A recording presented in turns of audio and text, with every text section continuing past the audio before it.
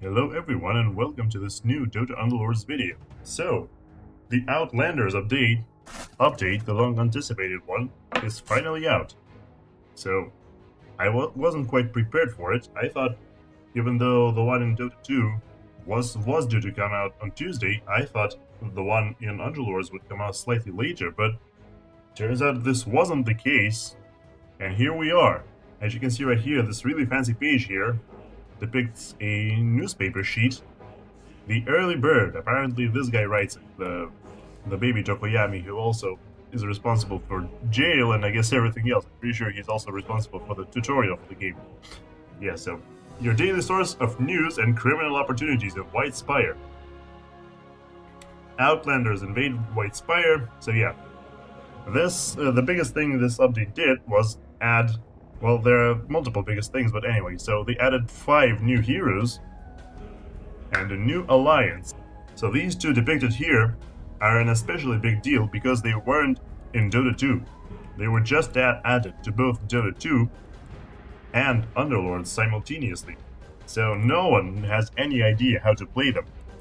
It's also interesting because the update for Dota 2 that arrived, the Outlanders update for the main game, for Dota 2, is absolutely massive. Like, it changed so many things, it's absolutely crazy. I'm not gonna mention them too specifically here, but what I am going to say is that it's basically the changes in that update for Dota are basically bigger than the changes the big update brought to Underlord, like within the scope of its own game, of course.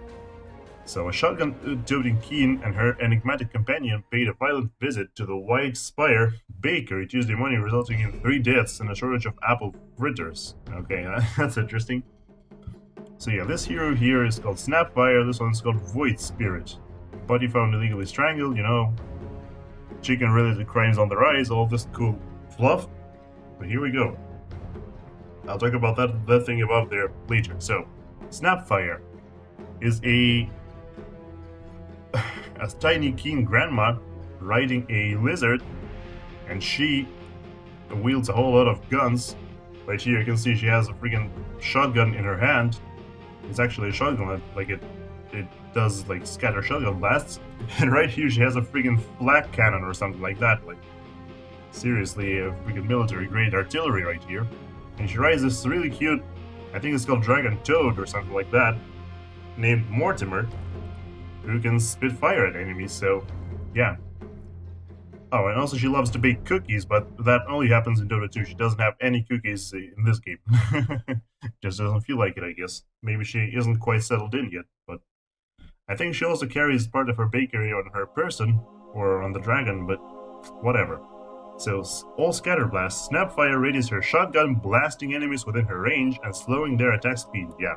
So, this ability is passive, by the way, so this happens like every 4 attacks. She goes like attack, attack, attack, shotgun, scatter blast, attack, attack, attack, scatter blast, attack, attack, and so on and so on and so on. It doesn't have really a cooldown or a mana cost, just happens every 4 attacks. Mortimer Kisses. This is an ability since she's a tier 1 dragon inventor. Very interesting tribes here. Since she is a dragon, or belongs to a dragon alliance, here we have a dragon ability as well. This one is active and costs mana, so she only starts spending mana when she has a dragon bonus, otherwise she doesn't. So this is called Mortimer Kisses, dragon ability. Mortimer spits globs at his enemies. Each glob deals damage to all enemies with a radius of impact and lights them on fire. Really cool stuff. It does massive damage in the early game. I'm not so sure about the late game, but right here you can see how exactly it is used, These giant globs of fire, they just do initial damage, and then they also do damage over time. And there we go, new Spirit Alliance. So, in order to activate it, it requires three different heroes. When a spirit casts an ability, they enter a charged state. When 3 spirits are in a charged state together, they perform the forbidden technique of the triangular Delta Slam, each dealing magic damage to all enemies caught in sight and applying their elemental effects. Yeah, so basically, once every one of them casts one spell, they just, Yeah, they just dash to different sides of the battlefield, and anything in the triangle between them will be hit 3 times by 200 magic damage nukes, and every nuke will apply its own unique effect depending on which spirit you have, or which spirits. So there's Void Spirit, who's an ace and a spirit warlock, ace of spirits, obviously.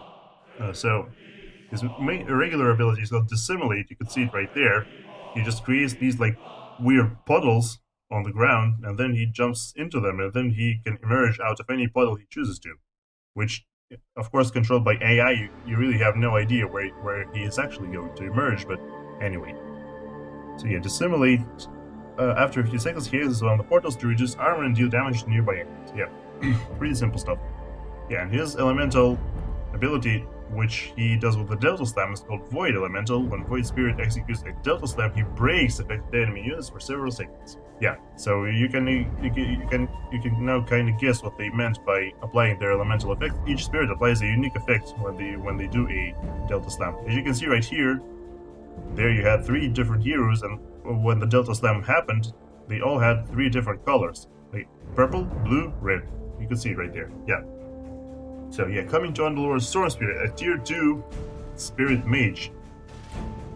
His ability is Ball Lightning, which is basically the same thing as Morphing's Waveform, except it does more damage depending on how much distance he travels, first of all. And second, it has a much lower cooldown and mana cost. So, basically you get an Oxyrene Essence on him and he can do it all the time. Like, it's absolutely crazy. Which, I guess it really fits well with his Dota 2 persona, where he does pretty much the same thing, except this Ball Lightning thing has no cooldown at all, and he can do it as long as he can support the mana cost. Here we have Earth Spirit, a tier 3 Spirit Warrior, who has the ability called Geomagnetic Grip. Earth Spirit summons a stone remnant off the map and pulls it towards its current target. Enemies struck by the incoming stone remnant are silenced and take damage. So yeah, pretty simple stuff. It's just a silence on, well, basically it could happen on the whole enemy team. And yeah, when Earth Spirit executes a Delta Slam, he silences affected enemy units. So same thing as Void Spirit here. When this strike is green, because of Earth Spirit, it just silences enemies. And with Storm Spirit, it disarms enemies. So when you combine these different spirits together, you can really hobble your opposition, because they won't be able to do much, pretty much anything, for like 3 or so seconds. And the last but not least, we have Ember Spirit, who is a tier 2 Spirit Assassin. His active ability is called Sleight of Fist, where he dashes around with blazing speed, attacking all enemies within range. So basically it's an AoE sort of physical attack, which is interesting because since he's an assassin, he basically has a built-in critical strike. And this Sleight of Fist thing, it basically allows him to attack every enemy in a certain radius, which means he has AoE damage, and he has a built-in critical strike, so he can do some serious damage. Especially when you have a Battle Fury, and it can also cleave and hit every of these like super fast attacks, hit multiple enemies. The damage just racks up like crazy. Yeah, and his element is of course fire. When he executes a Delta Slam, he sets affected enemies on fire. This is the exact same fire that Hobkin does, which, does a percentage-based, pure damage based on a percentage of the enemy's health. So yeah, you can see a Sleight of Fist right there. Yeah, this is the Delta Slam again. This is the Void Spirit ability. Yep, and there's Storm Spirit dashing with Ball Lightning. Yeah, there was Sleight of Fist again. Unfortunately, Earth Spirit wasn't shown here, but, it's pretty self-explanatory. Like, a rock appears, like, let's say the Earth Spirit stands like here, so when he casts it, a rock appears like over there, and then the rock just goes towards him, and everyone who gets hit by it is silenced. Very simple. So yeah, that's it for the new heroes and alliances. And another awesome thing they've introduced is the knockout mode. This is the long anticipated, or basically turbo mode for this game, where everything happens super fast. You upgrade your heroes super fast, you get knocked out super fast if you're not careful. It's a very cool concept. I've already played a bunch of it, and it's super awesome.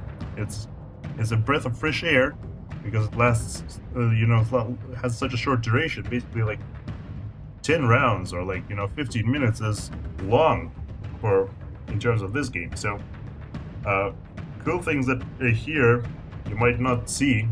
First of all, at the start of the game, everyone starts at level 5, and at the start, you get to pick your crew. So like, for example, you get 2 alliances to choose, and you can see 2 heroes. So basically, like, your starting crew will be 5 heroes. You will be able to see 2 of them, and the other 3 will be chosen random. And you will be seeing 2 alliances that you will definitely have. You can pick 1 out of 3 possible options, or if you don't like any of them, you can reroll and pick from 3 different ones. So, for example, let's say in your starting options are, one of them is like elusive shamans, one of them is scrappy druids, and one of them is let's say brownies and assassins, for example. You don't like all of them, so you want to reroll. So then you press the reroll button, and you have 3 brand new options. So hopefully you get a better selection. Yeah, items.